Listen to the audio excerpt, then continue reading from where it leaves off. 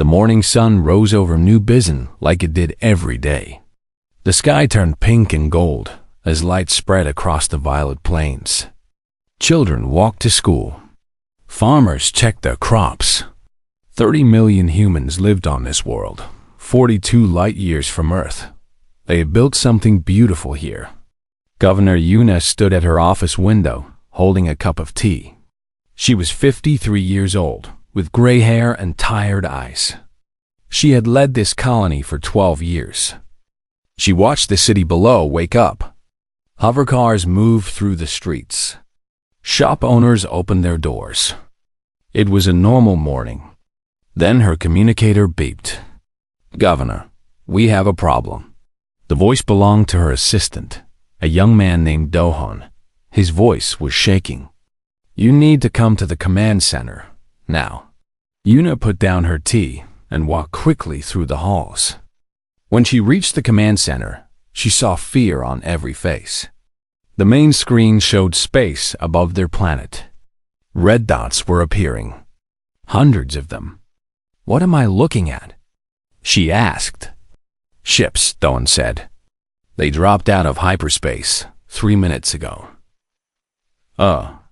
We count 427 vessels." Commander Taiho stepped forward. He was the head of colonial defense, a tall man with a strong jaw. He had served in Earth's Navy for 20 years before coming here. "They're not responding to our signals. No identification. No communication. Nothing. Pirates?" Yuna asked. "No pirate fleet is this big." Taiho's face was pale. "This is a military force." The ships came closer. They were ugly things, black and angular, covered in strange markings.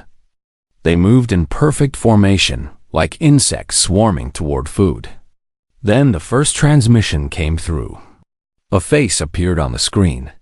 It was not human. The creature had 4 eyes, arranged in a diamond pattern. Its skin was dark green, almost black. Mandibles clicked as it spoke. Some kind of translator made the words understandable. "Soft creatures. Weak planet. We are the Velith Dominion. We take what we wish. Your world now belongs to us. Resist, and you die faster. Submit, and you may serve." The transmission ended. Yuna looked at Taiho. "How many ships do we have?" 12 patrol vessels. Light armament. They're designed to chase away smugglers, not fight a war. Taiho closed his eyes for a moment. "It won't matter, but we have to try." He walked to the communication console and opened a channel to his ships. "All vessels, this is Commander Taiho. We are facing a hostile invasion force. Our job is simple. Buy time. Let people reach shelters. Let them send messages to their families on Earth. Every minute we give them matters." He paused. "It has been my honor to serve with you." Taiho out. The 12 small ships rose from the planet and flew toward the enemy fleet. On the command center screens, everyone watched. The battle lasted 11 minutes. Taiho's ships fought bravely. They destroyed 9 enemy vessels before the last human ship exploded in a ball of fire. Commander Taiho died at his post, giving orders until the end. His wife Yoonji was teaching mathematics at the primary school when the sky started burning. His daughter Soman, 8 years old, was in class 4B, drawing pictures of flowers. The Velith ships entered the atmosphere. They did not land. They simply fired. Plasma rained down on the cities. Buildings melted. Streets became rivers of fire. People ran, but there was nowhere to run to. The enemy ships flew in patterns, burning everything below them. Farms, hospitals, schools. In the command center, Governor Yuna watched her world die. Alarms screamed. Screens showed destruction in every direction. Her staff worked frantically, trying to coordinate evacuations that would never happen in time. A young woman named Ji Young sat at the communication station. She was 24 years old, with short black hair and glasses. Her hands moved across her console as tears ran down her face. She was trying to send a message to Earth. "Governor," she called out, "I can get a burst transmission through. One message. It will take 43 days to reach Earth, but they'll receive it." Yuna walked to her side. "Send everything. All our data. All our footage. Everything we know about these creatures." Ji-young's fingers flew across the keys. She uploaded files, recordings, sensor data.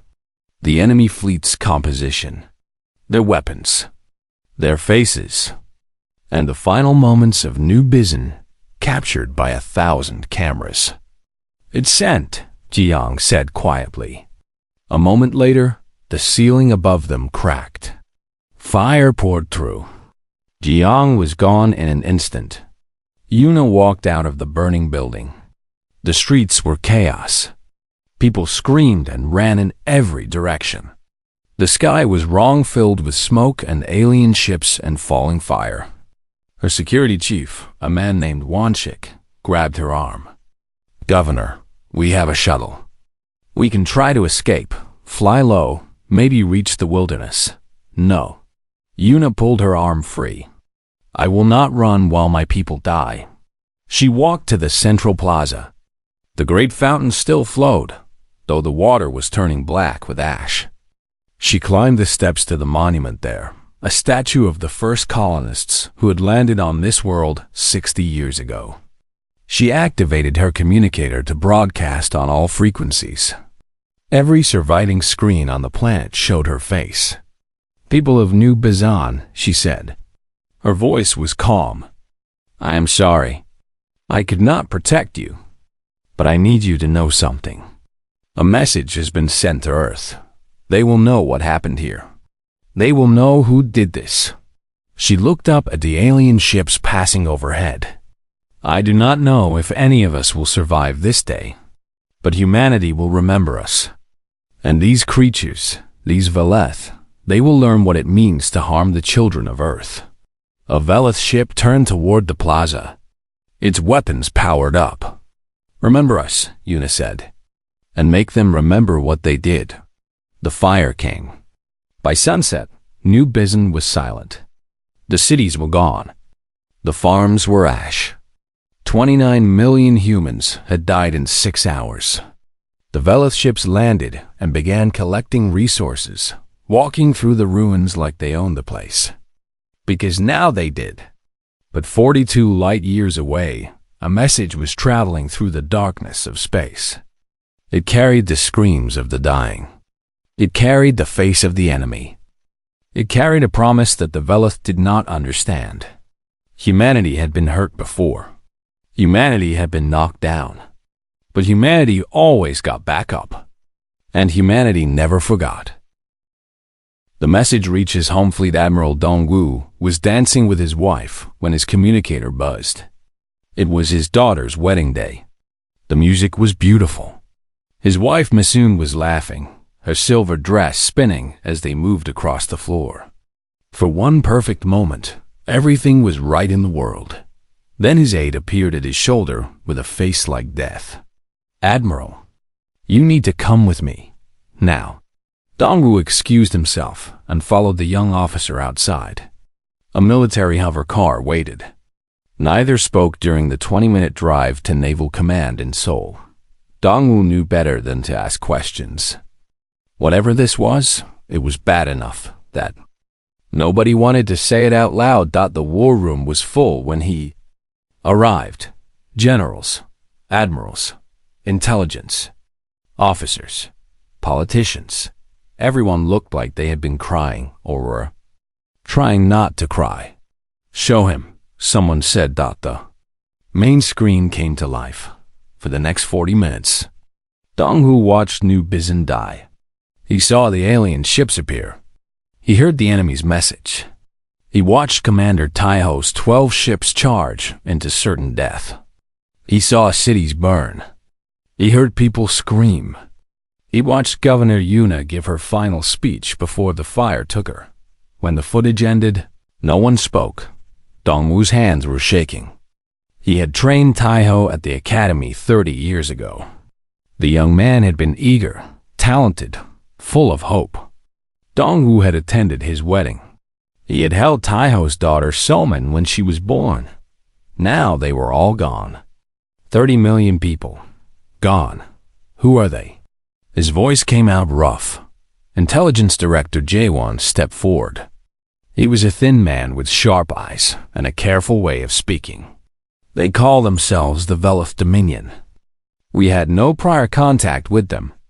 They control approximately 40 star systems in a region we hadn't explored yet. Why did they attack us? Because they could. Jaewon pressed a button and new images appeared. We recovered data from several sources. The Velith have done this before. 19 times by our count. They find smaller civilizations. They attack without warning. They take resources, technology, slaves. Then they move on to the next target. They're raiders, another admiral said. Pirates on a massive scale. No, Jaewon shook his head. They're worse than that. Pirates want profit. The Velith want conquest, domination. They believe they're superior to every other species in the galaxy. Their records show they've destroyed 3 civilizations completely. Others they keep as slaves. He paused. They called us soft creatures. They think we're weak. The United Earth Council met 3 hours later.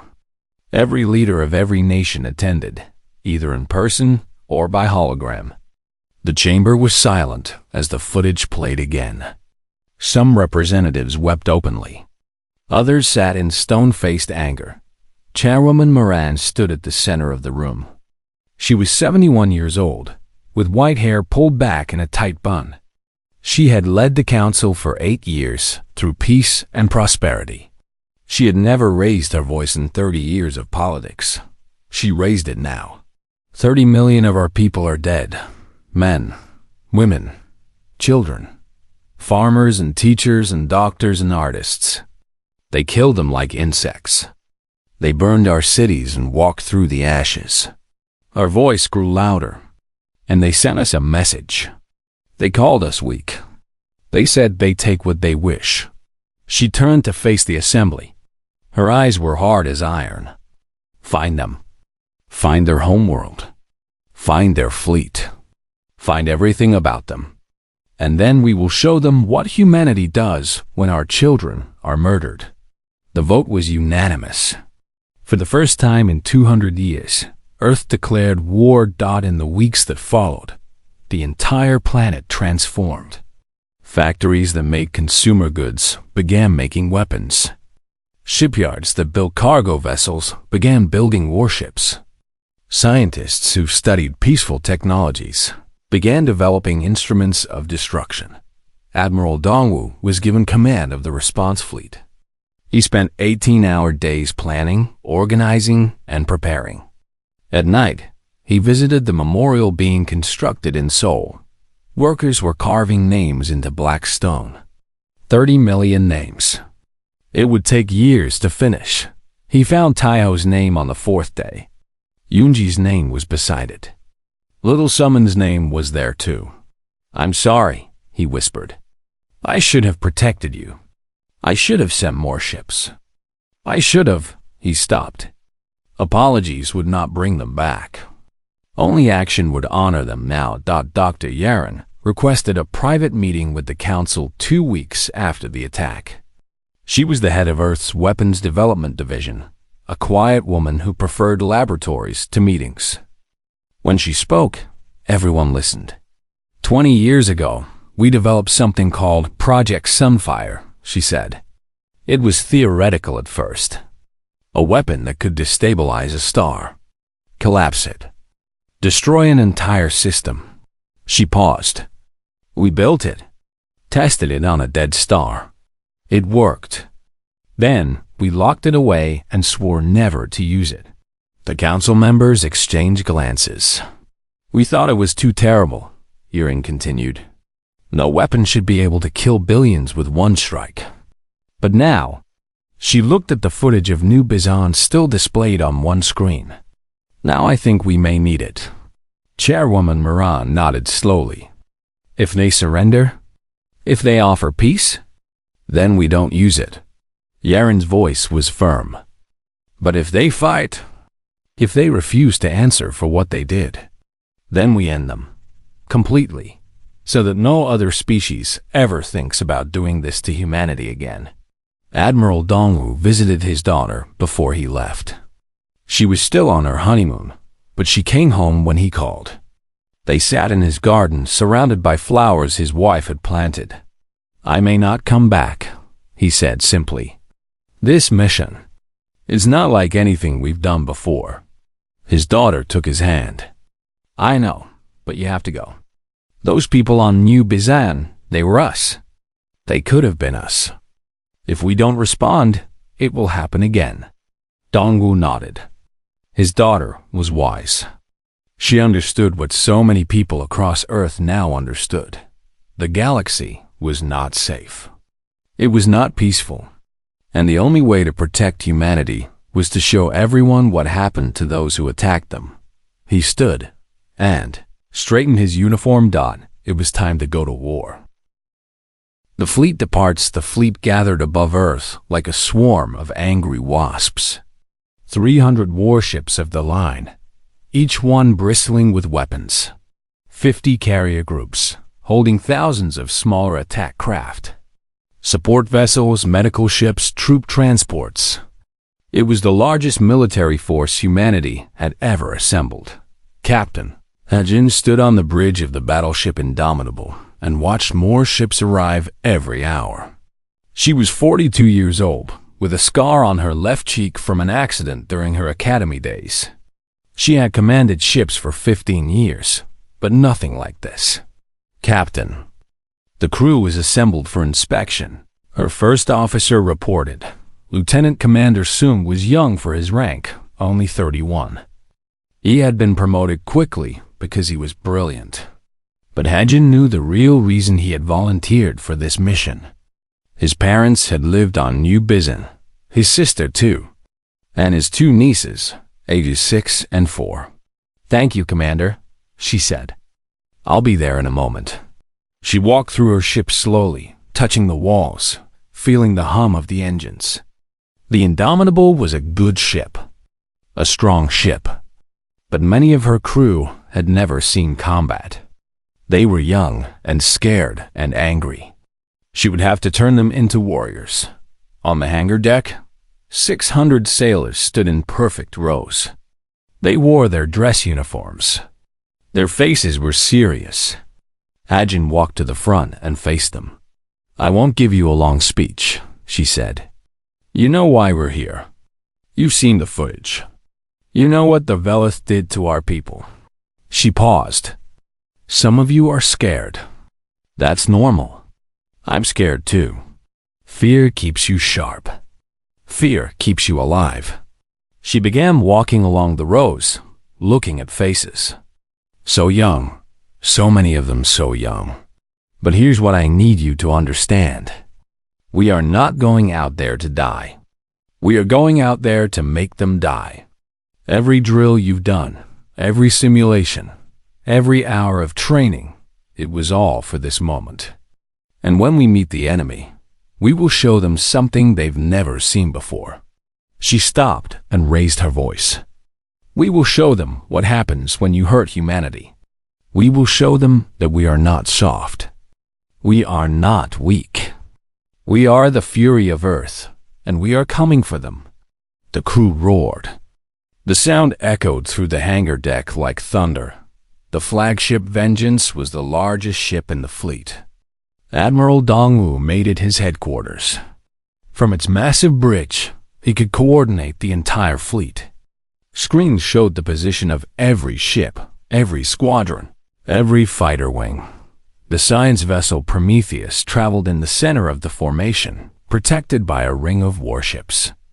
It carried the Sunfire Array, the weapon that could kill a star. Dr. Yaren was aboard, along with her team of scientists. The device had been tested once. It would work. But Dongwu hoped they would never have to use it. The day before departure, Dongwu addressed the entire fleet. His face appeared on every screen, in every mess hall, on every bridge. "Soldiers of Earth," he began. "In a few hours, we will leave our home and travel into the unknown. We will face an enemy that has never been defeated. An enemy that believes they are superior to all other life in the galaxy." He paused and looked directly into the camera. "They are wrong. Humanity has faced extinction before. Ice ages, plagues, wars that nearly destroyed us. Every time we survived. Every time we came back stronger. That is who we are. That is what makes us human." His voice grew harder. "The Velith killed 30 million of our people. They burned our colony. They murdered children in their schools. They think this makes them powerful. They are wrong. It makes them our enemy. And humanity does not forget its enemies. We do not seek war. We do not enjoy killing. But when someone attacks our family, we respond with everything we have. The Velith wanted to show the galaxy that humanity is weak. Instead, they will show the galaxy what happens when you make humanity angry." He stood straighter. "I cannot promise that all of you will return home. War is cruel. War is unfair. Some of us will die out there. But those who fall will not die in vain. They will die protecting Earth, protecting humanity, protecting every colony and every child who might someday be a target. So, when we arrive at Vela Space, remember New Bizin. Remember the 30 million. Remember Governor Yuna's last words. Make them remember what they did. We will make them remember. We will make the entire galaxy remember. Humanity is not prey. Humanity is the hunter. And the hunt begins now." The fleet jumped to hyperspace at exactly noon, Earth Standard Time. 350 ships vanished in flashes of blue light, leaving empty space behind. The journey would take 9 weeks. Marine Sergeant Bogum spent most of the voyage training. He ran drills with his squad. He practiced boarding actions in the simulation rooms. He cleaned his weapons until they shone. At night, he sat in his bunk and wrote letters to his grandmother back on Earth. She had raised him after his parents died in an industrial accident when he was 7. She was 83 years old now, still living in the small house in Bizin where he had grown up. Her letters were full of worry, but also pride. "Be brave," she wrote in her last message. "Your grandfather fought in the Pacific War 100 years ago. He said the same thing I'm telling you. A soldier fights for his brothers beside him. Win for them. Come home for me." Bogum read the letter 3 times before he slept. Lieutenant Commander Sung spent his night staring out the observation windows. The stars streaked by in lines of light. Somewhere out there was the enemy. The creatures who had killed everyone he loved. Captain Hedgen found him there one night. She stood beside him in silence for a long moment. "You know revenge won't bring them back," she said quietly. "I know." His voice was hollow. "But it might help me sleep, will it?" Soong didn't answer. He just kept staring at the stars. The fleet encountered Velith patrols twice during the journey. The first time, a group of 20 enemy ships dropped out of hyperspace directly in their path. They were scouts, probably trying to gather information. Admiral Dongwu's response was simple: destroy them all. The battle lasted 8 minutes. Not a single Velith ship survived.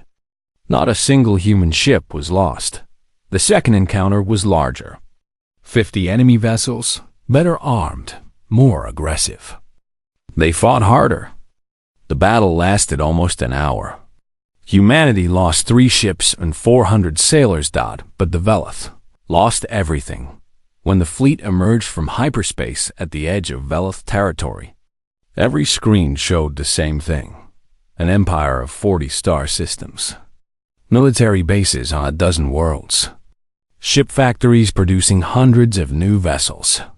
1 trillion souls under Velith rule, and at the center, like a spider in its web, the Velith homeworld. The heart of the Dominion. Admiral Dongwu looked at the tactical display for a long time. Then he gave his first order. All ships, prepare for battle. We're going in. The Dominion Burns, the Velith High Command, received the first reports and refused to believe them. Hundreds of human warships, moving fast, destroying everything in their path. Impossible. The soft creatures had one small colony. They should have been broken by the attack. They should have been begging for mercy, offering tribute, promising to serve. Instead, they had come for blood. Supreme Admiral Gorthik stood in the war room of the Velith homeworld, watching red lights spread across the map. Each light was a human ship. Each dying light was a Velith outpost falling silent. The outer systems were burning. How? He demanded. How did they build such a fleet so quickly? His intelligence officer trembled. They transformed their entire economy. Every factory, every shipyard. Their whole civilization became a weapon. For one colony? They sacrificed everything for 30 million dead. Yes, Supreme Admiral. It appears they did. Gorthik's mandibles clicked in confusion. The Velith had conquered 19 species before humanity. None had responded like this. When the Velith attacked, civilization surrendered. They negotiated. They accepted their place beneath Velith rule. That was how the galaxy worked, but not humans. Humans were different. Admiral Dongwu's fleet moved through Velith space like fire through dry grass. They did not negotiate. They did not accept surrender. Every military installation was destroyed. Every defense station was reduced to rubble. Every shipyard was turned to slag. Captain Hajin led the assault on the primary Velith shipyard. It was massive, orbiting a brown dwarf star, producing a new warship every 3 days. 500 enemy vessels defended it. The battle was brutal. Plasma fire filled the void. Ships exploded on both sides. The Indomitable took hit after hit, her hull groaning under the pressure. Fires broke out on 3 decks. 40 sailors died in the first 10 minutes. Then an enemy missile struck the bridge. Hajin was thrown against the wall. Blood ran from a cut on her forehead. Alarm screamed. Half her crew was dead or unconscious. Captain. Sung's voice cut through the chaos. Captain, are you alive? I'm alive, she groaned, pulling herself up. What's our status? Main weapons offline. Shields at 12%. Engineering reports heavy damage. Hajin looked at the tactical screen. The enemy was pressing their advantage. If they didn't fight back now, the Indomitable would be destroyed. Commander Sung, take the con. All auxiliary power to weapons. Target the shipyard's reactor core. Sung didn't hesitate. He had trained for this moment his entire life. His hands flew across the controls.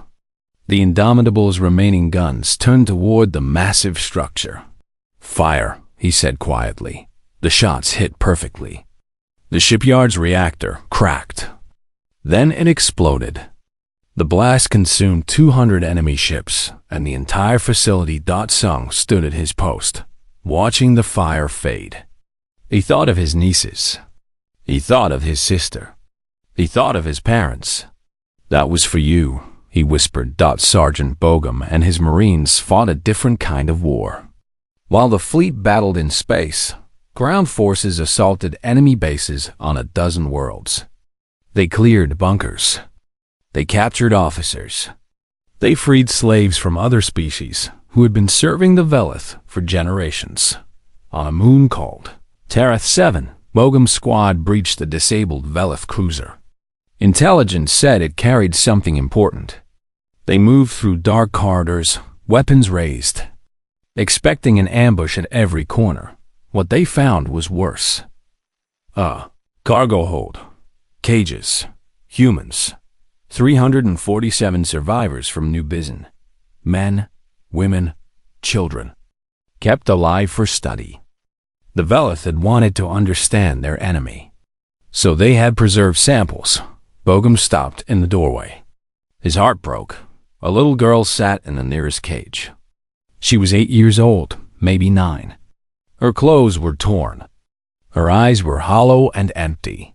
She looked at him without hope. "Are you?" Her voice cracked. "Are you from Earth?" Bogum knelt down and broke the lock on her cage. He pulled off his helmet so she could see his face. "Yes, I'm from Earth. We came to take you home." The girl started crying. She threw her arms around his neck and held on like she would never let go. Bogum held her back. "What's your name?" he asked softly. "I don't remember." She sobbed. "They took my name. They gave us numbers." Bogum looked at the other survivors. Broken people. Tortured people. Some of them would never recover from what the Velith had done. His hands tightened into fists. His hatred burned hotter than any star. "It's okay," he said to the girl. "You're safe now. I promise." The Marines evacuated all 347 survivors to the medical ship Hope. Doctors worked for days to treat their wounds, both physical and mental.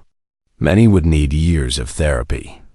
Some would never fully heal, but they were alive. And they were going home. The Velith Supreme Admiral broadcast a surrender offer on the 3rd week of the war. His face appeared on every human screen. Those 4 eyes, those clicking mandibles, that arrogant voice now tinged with fear. "Humans of Earth," he said, "this war is costly for both sides.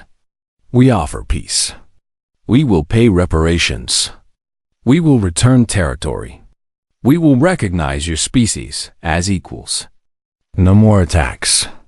No more conflict. Peace." Chairwoman Moran's response was broadcast across every frequency in Velith space. She stood in the council chamber, surrounded by representatives of every Earth nation. 30 million of our people, she said. You took 30 million. Children, families, an entire world. She leaned forward. You offer peace now because you are losing. You offer respect now because you fear us. But where was your peace when your ships burned our cities? Where was your respect when you called us soft and weak? Her voice grew cold. There is nothing you can offer that will balance that scale. But we will balance it ourselves. Your military will be destroyed. Your empire will end. And your homeworld. Your homeworld will learn what we learned on New Bizen. She paused. You wanted to teach humanity a lesson. Congratulations. You taught us very well. And now we will teach you something in return. There is no force in this galaxy more dangerous than humanity with a reason to fight. The transmission ended. The fleet continued its advance. More battles. More victories. More Velith ships burning in the void dot and ahead, growing larger every day. The Velith homeworld waited. 8 billion Velith lived there. Civilians, families, children perhaps, if the Velith had such things. A whole civilization about to face judgment. Admiral Dongwu looked at the planet on his screen. Beautiful in a strange way. Purple oceans. Green continents. Cities shining in the night. Soon, it would all be gone. The question was, how much would humanity take with them when they left?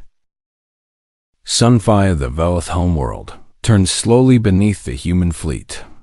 Admiral Dongwu stood on the bridge of the Vengeance, his hands clasped behind his back, watching the planet that had caused so much pain. Purple oceans caught the light of the yellow sun.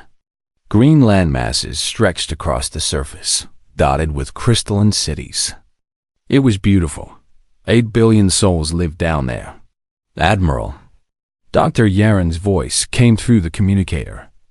The Sunfire array is ready. All systems are green. Awaiting your command. Dongwu didn't respond immediately. He had thought about this moment for months. He had imagined it during the long journey through hyperspace. He had dreamed about it. One order, one button, and the Vela sun would collapse. Everything in this system would die. The homeworld, the moons, the stations, everything. 30 million for 8 billion. Was that justice?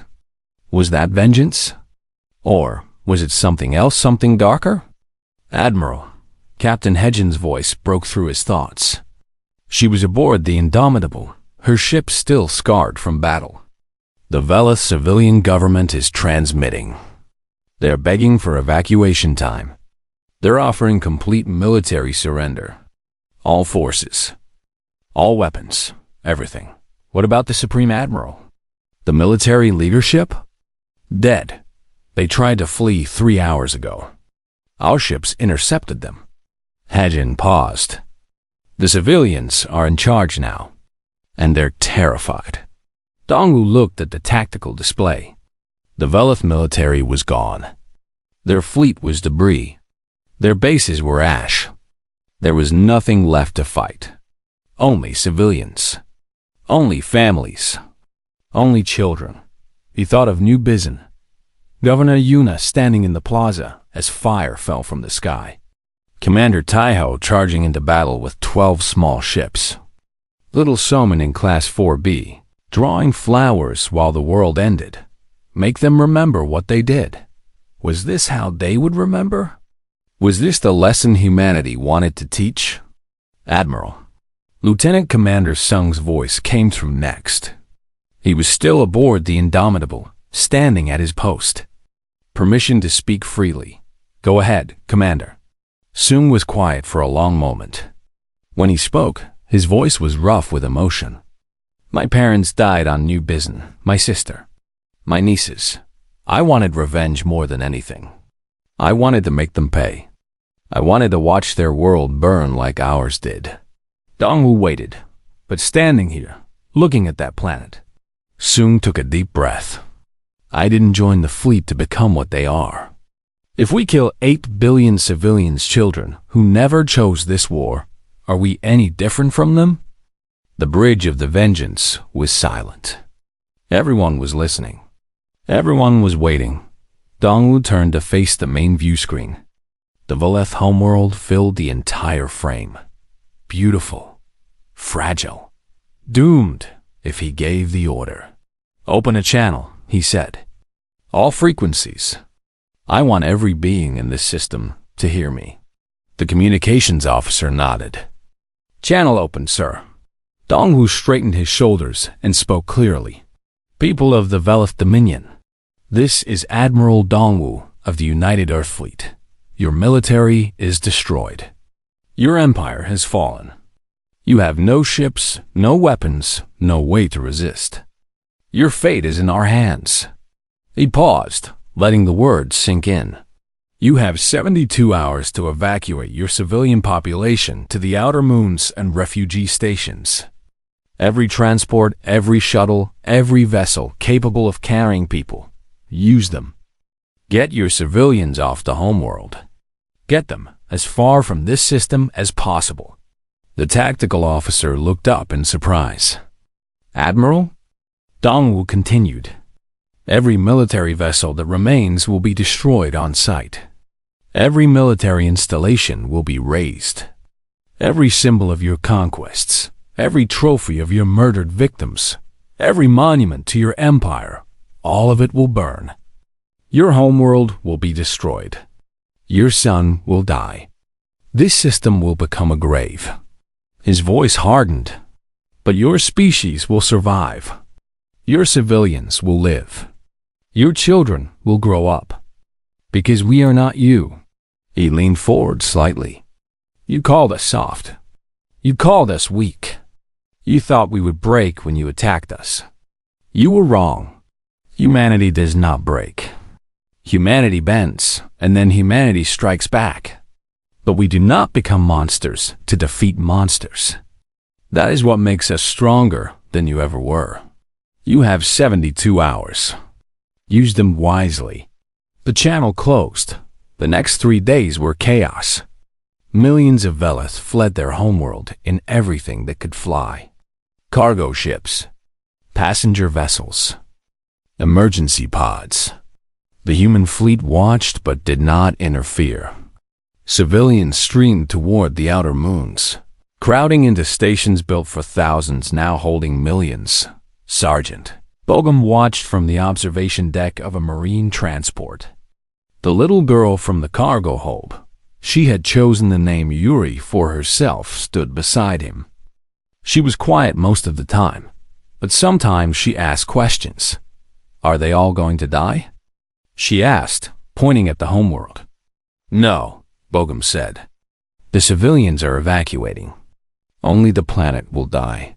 But their home, their cities, there. She struggled for words. Everything they knew. Bogum nodded. Yes, everything they knew will be gone. Yuri was silent for a moment. Then she said, Good. Bogum looked at her. There was no hatred in her eyes. No anger. Just a child's simple understanding of consequences. They hurt us, she said. So we hurt them back. But we didn't hurt the kids. The kids didn't do anything wrong. Bogum felt tears burn in his eyes. This child had been tortured, imprisoned, had her name taken away. And somehow, she still understood mercy better than most adults. Yeah, he said quietly. The kids didn't do anything wrong. 72 hours passed. The last Velith transport fled the system. The homeworld was empty except for military installations and monuments and the ghosts of an empire. Admiral Dongwu stood on the bridge of the Vengeance and looked at the planet one final time. Dr. Yaren, activate the Sunfire Array. Across the fleet, everyone stopped what they were doing. Every screen showed the same image, the Velith sun, yellow and warm, giving life to a world that had caused so much death. The array powered up. Energy built in patterns too complex for human eyes to understand. And then, with a flash of light that would be visible across the galaxy, the weapon fired. The Velith sun shuddered. Its surface rippled. And then it began to collapse inward, falling into itself, shrinking and dying in a matter of minutes instead of billions of years. The homeworld went dark. The purple oceans froze. The green continents cracked. And then the dying sun's final gasp, a wave of fire and radiation washed across the system, erasing everything in its path. When the light faded, there was nothing left. No planet. No sun. Just darkness and debris and the cold memory of an empire that had thought itself invincible. Admiral Dongwu opened a final channel. This one was broadcast across the entire galaxy on every frequency, in every language that humanity's translators could manage. The humans of Earth do not seek war. We do not conquer. We build. We dream.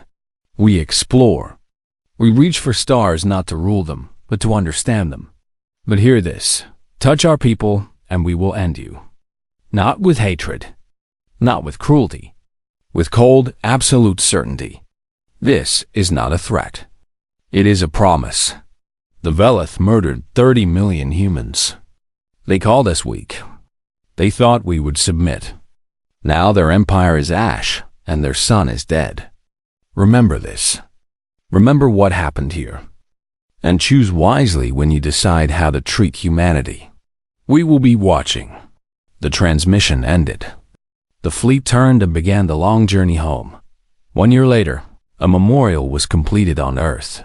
30 million names, carved in black stone that stretched for kilometers.